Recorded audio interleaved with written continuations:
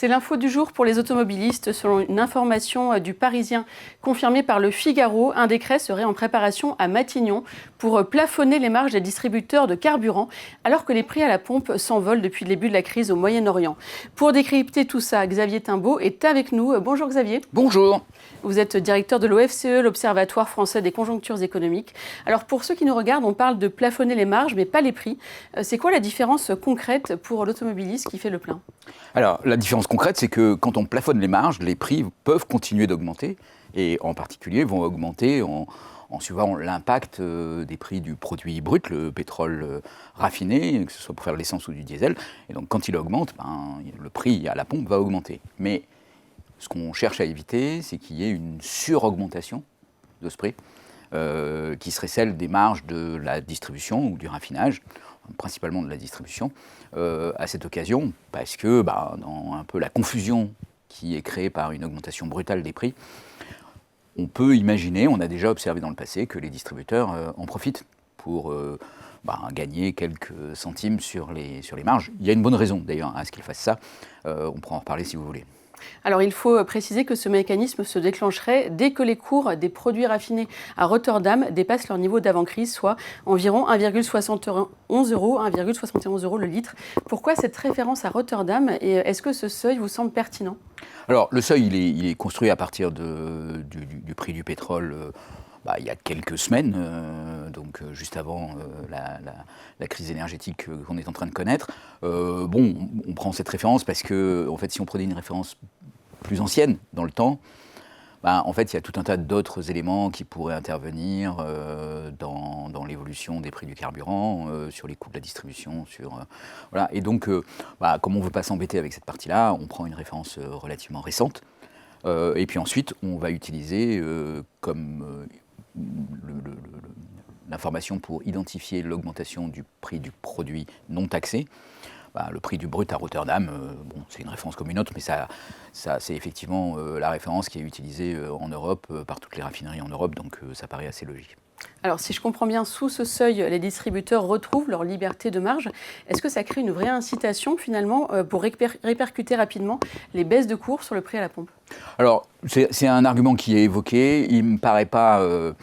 disons qu'il me paraît pas totalement légitime, mais ce qui est sûr, c'est que si les distributeurs tardent à baisser leur prix, et que le prix du brut à Rotterdam a effectivement baissé, les distributeurs peuvent dire oui, mais nous on a des stocks, qu'on a acheté à un prix plus élevé, donc on continue à vendre au prix plus élevé, parce qu'on doit écouler ces stocks qui ont implicitement une valeur élevée. Donc ils peuvent tarder, mais là, à ce moment-là, ils risquent de se retrouver rattrapés par ce dispositif de contrôle des marges. Et donc s'exposer à des sanctions. Alors, c'est vraiment le bâton, en fait, là, qui va les pousser à réduire leur prix. Retourner rapidement en dessous de 1,71 €, ok, ça leur donne la liberté de leurs tarifs ensuite, mais ça suppose qu'ils ne montent pas au-dessus de 1,71 €. Donc ils ont une liberté, mais quand même très très contrôlée. Voilà. Mais ce qui va surtout les inciter à baisser leur prix, c'est effectivement le bâton, sachant qu'au passage, ils peuvent perdre un peu d'argent à cause de ces stocks qu'ils auraient achetés plus cher et qu'ils vont devoir écouler. Et puis finalement, si le pétrole continue de monter, les Français vont quand même payer plus cher. Finalement, c'est un demi-bouclier ? Alors oui, c'est vraiment un demi-bouclier, ça, il faut vraiment être très clair là-dessus. Et encore un demi, ça dépend beaucoup des augmentations de prix qui sont faites. Mais en gros, quand on est autour de 2 € le litre, quand le prix du pétrole augmente de 10%, le prix de l'essence augmente de 5%. Et ça, c'est en gardant les marges de la distribution parfaitement constantes par litre, en euros par litre. Donc oui, cet effet, on n'y échappe pas. Et donc ça veut dire qu'il y aura quand même des augmentations de prix de l'essence pour le consommateur. Là, il n'y a aucun doute derrière ça. Et concrètement pour les Français, si le décret passe, parce qu'on est toujours en préparation a priori, combien est-ce qu'ils peuvent espérer gagner à la pompe et dans quel délai ? Alors, c'est une question intéressante. Elle n'est pas si simple. Et d'ailleurs, le gouvernement n'a pas communiqué sur l'impact que ça pourrait avoir si on appliquait le décret au jour d'aujourd'hui. Si on regarde l'évolution des prix de l'essence par rapport au prix du brut à Rotterdam, on voit que le prix de l'essence, il a augmenté à peu près en pourcentage de la moitié de l'augmentation du prix du brut. Et donc, on n'est pas loin de la situation qui serait visée par ce dispositif. Donc, probablement, pour l'essence, ça ne changerait pas grand-chose. Par contre, il y a une question qui se pose pour le diesel, qui, lui, a augmenté beaucoup plus. pour des raisons qui sont un peu mystérieuses. Alors le diesel le diesel raffiné est plus importé que l'essence raffinée, donc c'est un élément qui peut jouer, mais a priori cette augmentation est quand même assez curieuse, et l'augmentation elle est quasiment, pour chaque pourcent d'augmentation du brut, une augmentation équivalente du diesel, donc ce qui signifie que quelque part dans la chaîne, il y a des marges qui ont été faites. Alors le problème c'est qu'elles ont peut-être été faites en dehors du territoire français, par des raffineurs qui sont ailleurs. Là, ça sera plus difficile pour le gouvernement de le contrôler, mais typiquement, le décret de cette loi permettrait d'au moins avoir un instrument pour suivre ça et éventuellement appliquer des sanctions si les marges se trouvaient sur le territoire. Sinon, ça sera plus compliqué. Alors pour élargir un peu le débat, qu'est-ce qui vous inquiète le plus sur le prix du pétrole en ce moment?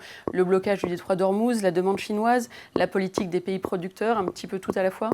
Oui, enfin c'est principalement le blocage du détroit d'Ormuz et une situation en fait qu'initialement Donald Trump avait présenté comme une guerre qui allait être une guerre très rapide et qui allait rétablir la circulation très rapidement avec très peu d'impact. En fait, on voit que ce n'est pas du tout le cas, que la situation s'enlise, les négociations de paix n'ont pas abouti et les difficultés de transit à travers le détroit d'Ormuz vont persister longtemps avec des coûts d'assurance qui vont augmenter. Et ça pose un vrai problème parce qu'il va manquer une partie de la production mondiale qui va rester bloquée en amont du détroit d'Ormuz. Donc voilà, et ça peut créer une pénurie assez importante avec une traduction sur les prix qui est aussi assez élevée. Et donc effectivement, on s'installe un peu dans cette situation de prix tendu. Si finalement le dialogue s'enclenche, ce qui semble peut-être être le cas et que le détroit se rouvre progressivement, dans quel délai est-ce qu'on pourrait voir les prix reculer pour les Français? On parle de semaines, de mois?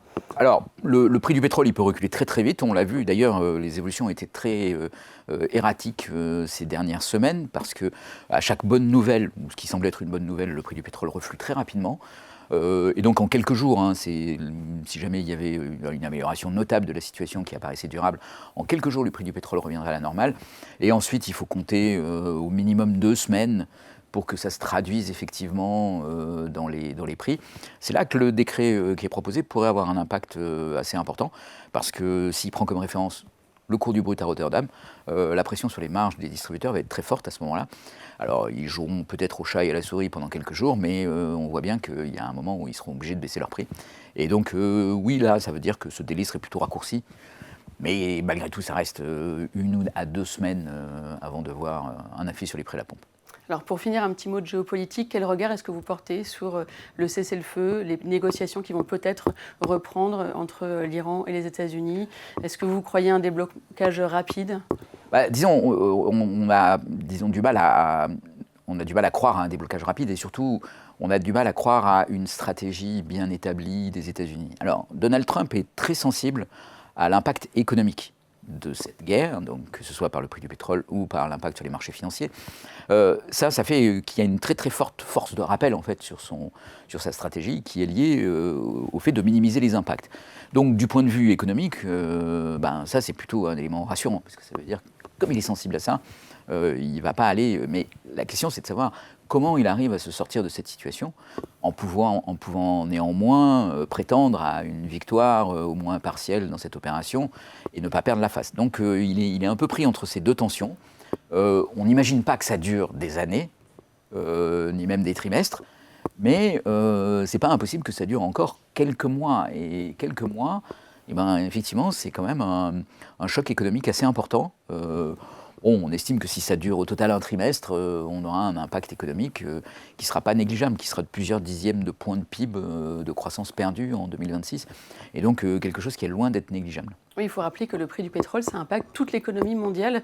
Selon quel mécanisme? Comment on explique cet effet domino de façon assez concrète? L'effet domino, il est qu'en fait, il y a une grosse partie de revenus de la rente pétrolière qui sont transférés aux pays producteurs, et ça, c'est au détriment des pays consommateurs. Et donc, du coup, vous avez besoin de carburant pour un certain nombre d'opérations, vous arrivez à réduire un tout petit peu votre consommation malgré tout, mais vous dépensez plus d'argent pour les produits pétroliers. Et ça, c'est moins d'argent qui est dépensé sur d'autres choses, et donc ça se traduit par un ralentissement économique et un transfert de revenus vers les pays producteurs, qui peut-être un jour vont redépenser cet argent, mais généralement le redépensent soit localement, soit dans des biens très particuliers.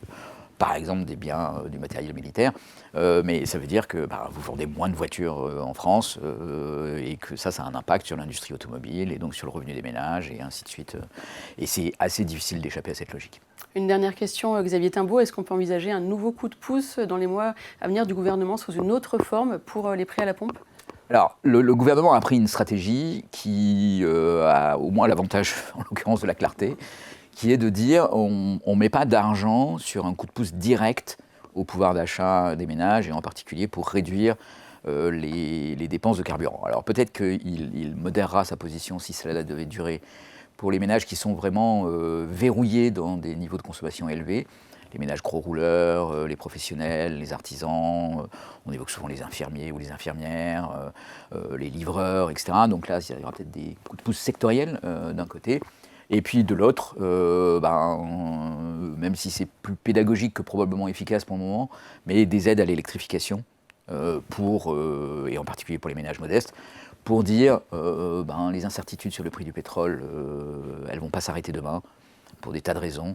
Et l'électrification est aujourd'hui une solution qui permet d'échapper à cette exposition qui est dommageable pour tout le monde. Et donc si on aide les ménages modestes à faire la transition vers la voiture électrique, c'est ça de gagner à chaque nouvelle crise. Donc je pense que même si c'est pédagogique et aujourd'hui plutôt, disons, symbolique, parce qu'il s'agit par exemple de coups de pouce pour quelques centaines de milliers, 100 000 véhicules couverts par le leasing social, c'est quand même des pas en avant qui sont vraiment dans la bonne direction pour aller vers moins de dépendance au pétrole. Ce qui a plein d'avantages géopolitiquement, parce que moins de dépendance au pétrole, ça veut dire aussi moins d'argent dépensé vers les pays producteurs de pétrole, qui alimentent beaucoup l'instabilité géopolitique, le terrorisme, la guerre en Ukraine, etc. Et donc, moins on met d'argent sur ces conflits, moins ces conflits sont intenses et voire même peuvent disparaître. Merci beaucoup Xavier Timbaud, directeur de l'OFCE.